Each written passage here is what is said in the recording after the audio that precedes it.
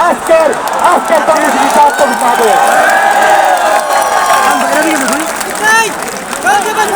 বন্ধুগণ, ওই খুনি সরকারকে ভাঙবার মসলক থেকে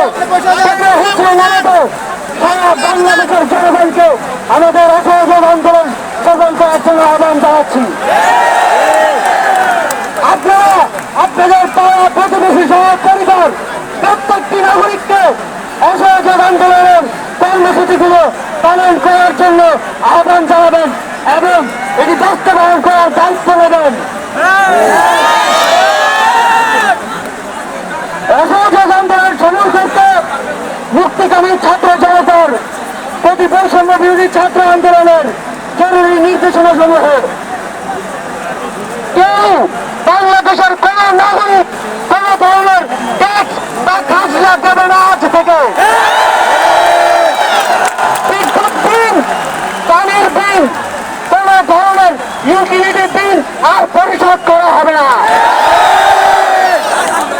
সকল ধরনের সরকারি বেসরকারি প্রতিষ্ঠান, অফিস, কলকারখানা, আদালত বন্ধ থাকবে।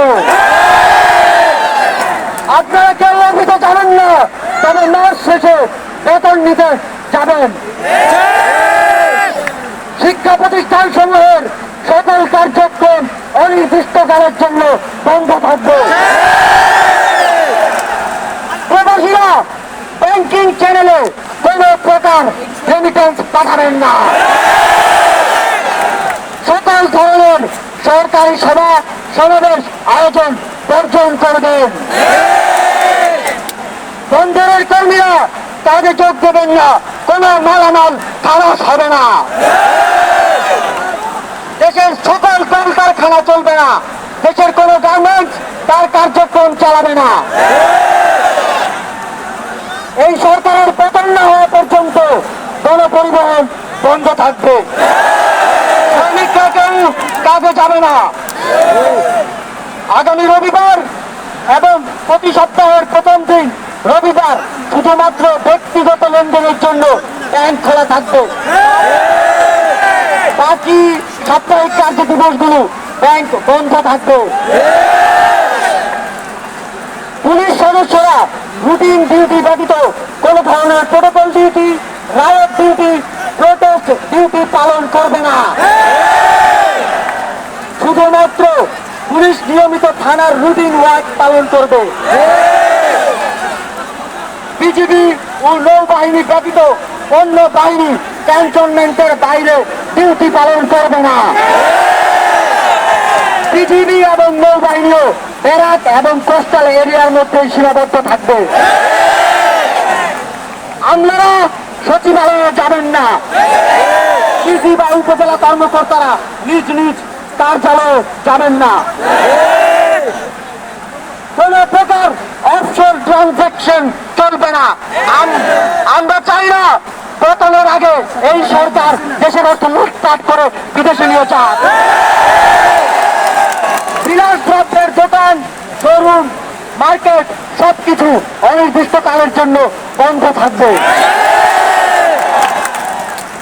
আমাদের অসহযোগ আন্দোলনের আওতায় মুক্ত থাকবে হাসপাতাল, ফার্মেসি, জরুরি পরিবহন সেবা যেমন ঔষধ ও চিকিৎসা সরঞ্জাম পরিবহন, অ্যাম্বুলেন্স সেবা, ফায়ার সার্ভিস, গণমাধ্যম, নিত্য প্রয়োজনীয় দ্রব্য পরিবহন, জরুরি ইন্টারনেট সেবা, জরুরি ত্রাণ সহায়তা এবং এই খাতে কর্তব্যরত কর্মচারী এবং কর্মকর্তাবৃন্দ। নিত্য প্রয়োজনীয় দ্রব্যের দোকানপাট শুধুমাত্র বেলা 11টা থেকে দুপুর 1টা পর্যন্ত খোলা থাকবে। বন্ধুগণ, এই স্বৈরাচারী খুনি সরকারের পতন না হওয়া পর্যন্ত এই প্রত্যেকটা কর্মসূচি আপনারা পাড়ায়, মহল্লায়, গ্রামে, শহরে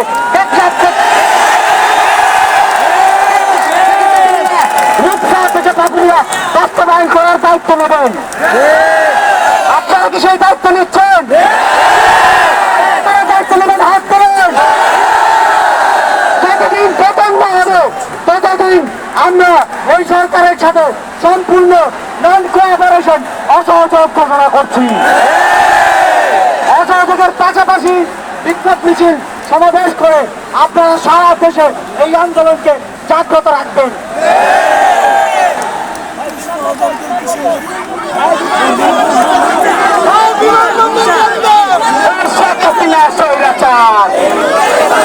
এই মুহূর্তে কপি ছাড়, শেখ হাসিনা স্বৈরাচার, এই মুহূর্তে কপি ছাড়, শেখ হাসিনা স্বৈরাচার, এই মুহূর্তে কপি ছাড়, শেখ হাসিনা স্বৈরাচার, এই মুহূর্তে কপি ছাড়, শেখ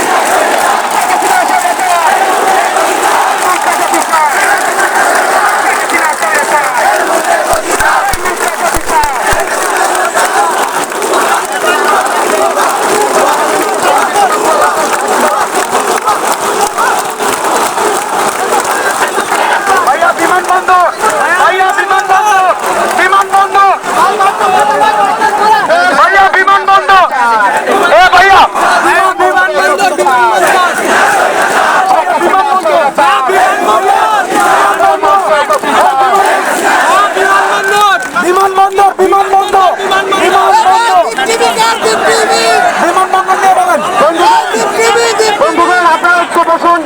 আপনারা একটু ধৈর্য ধরুন। আমাদের আরো একটি গুরুত্বপূর্ণ কর্মসূচি, আমরা শুধু পতনে থামবো না, তাদের বিচার কিন্তু আমরা আদায় করব। সুতরাং কেউ যেন দেশ ছেড়ে পালাতে না পারে, বিমানবন্দর সহ দেশের আইনকারী সব ধরনের যোগাযোগ বন্ধ থাকবে। বিমানটা বন্ধ করে দেওয়া হবে, পার্শ্ববর্তী দেশে পালাতে না পারে। বন্ধুগণ, আপনারা একটু অবস্থান করবেন। আমাদের এখানে আমাদের শিক্ষক সহ বিভিন্ন নাগরিক প্রতিনিধিরা আমাদের সাথে সংগঠিত আমরা তাদের কথা শুনবো। আপনারা একটু অবস্থান করবেন, সবাই সামনে বসে, এবং আমাদের অসহযোগের পাশাপাশি আমাদের রাজপথের কর্মসূচি কিন্তু অব্যাহত থাকবে। এই মুহূর্তে আপনাদের সামনে বক্তব্য রাখবেন আমাদের সমন্বয়ক সাথী চালক, এবং এর পরবর্তীতে আমাদের শিক্ষক এবং নাগরিক প্রতিনিধিরা কথা বলবেন, আমরা তাদের কথাও শুনতে চাই।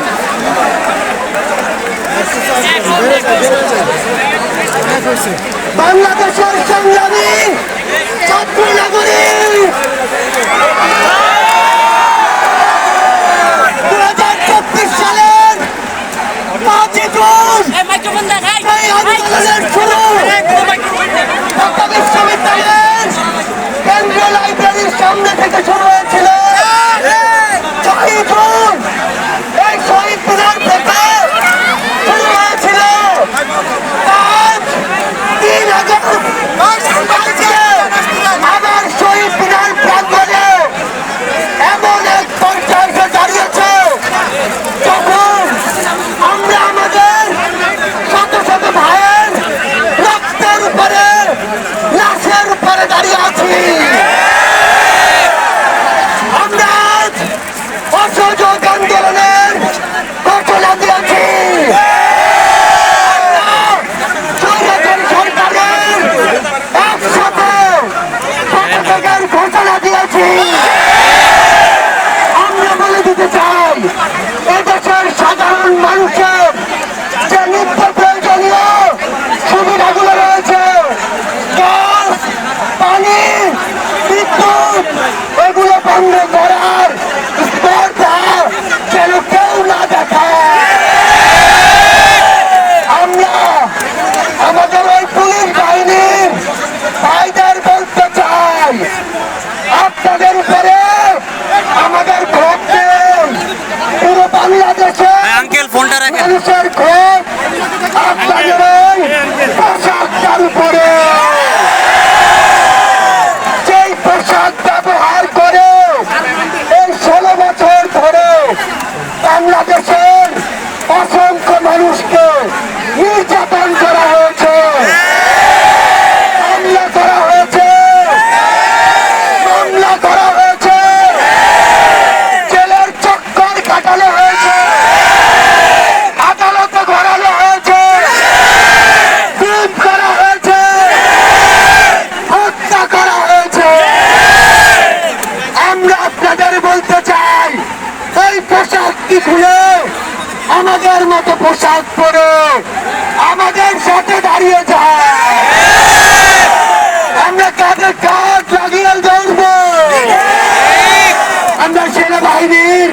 ভাইদের বলতে চাই, আপনারা আমাদের শ্রদ্ধার অনেক উপরে রয়েছে। আপনারা আপনাদের ক্যান্টনমেন্টে থাকুন, আর যদি আসতে হয় তাহলে পোশাক রেখে আমাদের সাথে এসে যুক্ত হন। আমাদের এই আন্দোলন ততক্ষণ চলবে যতক্ষণ আমাদের এই এক দফা পূরণ না হয়।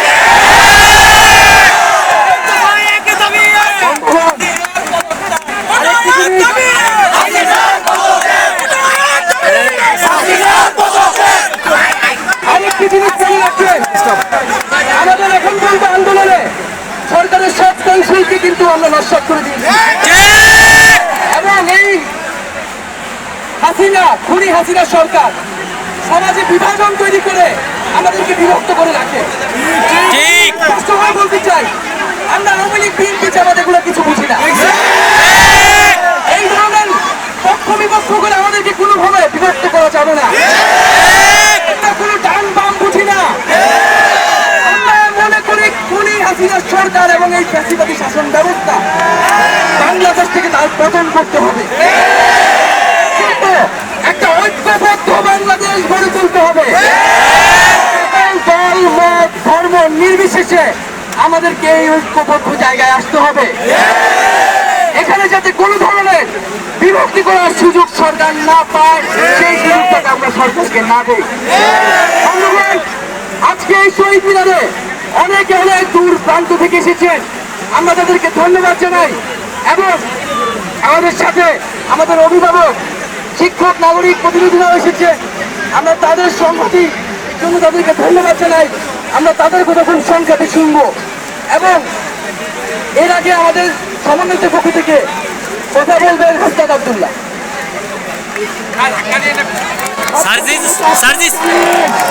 এই মুহূর্তে খেলা থাইল্যান্ডে শুরু হয়ে গিয়েছে।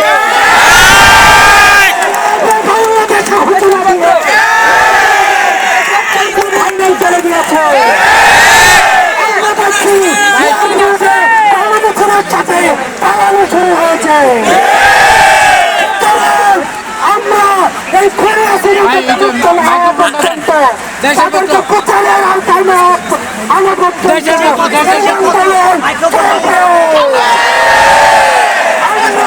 আমাদেরকে যাদেরকে শহীদ করেছে আমরা স্পষ্টভাবে ঘোষণা করতে চাই, প্রত্যেকজন আগ্রসাহিত হয়ে গিয়েছে।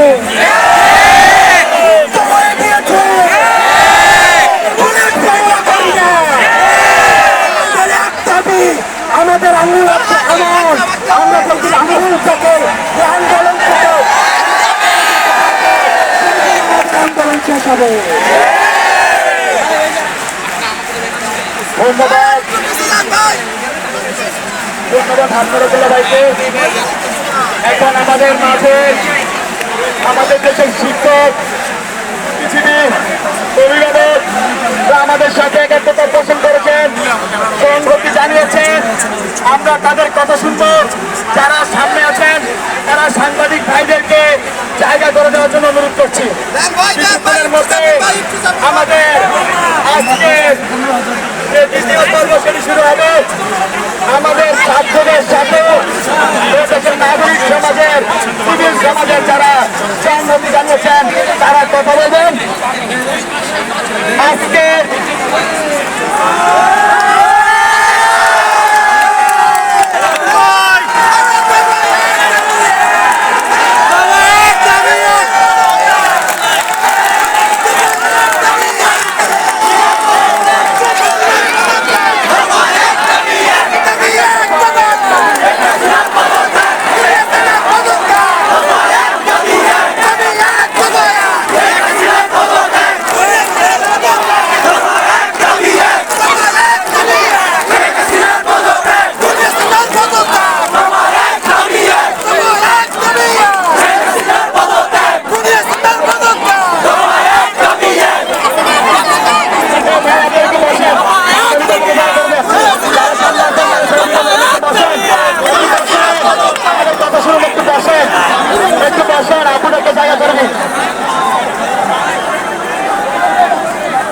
যারা পিছনে আছেন তারা একটু পিছিয়ে যান, যারা আমাদের পিছনে একটু পিছিয়ে যান।